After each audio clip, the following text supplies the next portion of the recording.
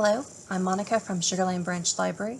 Today's ESL phrase is, "It's raining cats and dogs." The phrase, "It's raining cats and dogs," is used to describe heavy rain or a downpour. This is not a literal phrase, since dogs and cats cannot actually rain from the sky. Here are some example sentences using the phrase, "rain cats and dogs."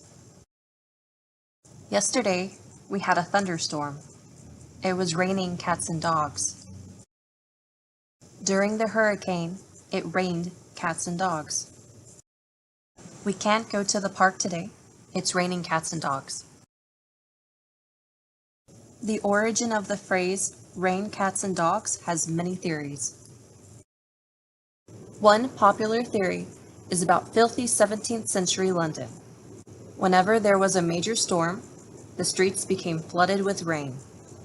Unfortunately, the dead bodies of cats and dogs would float down the streets, appearing as if it had rained cats and dogs.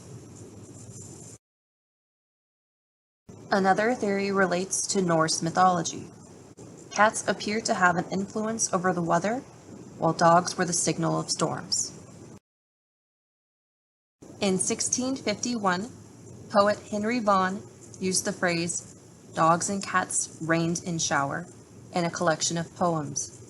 This was the first documented use of the phrase. Then, in 1738, satirist Jonathan Swift, who famously authored Gulliver's Travels, modernized the term in its current form, "rain cats and dogs." In a complete collection of polite and ingenious conversation, Swift penned, "I know Sir John will go, though he was sure it would rain cats and dogs."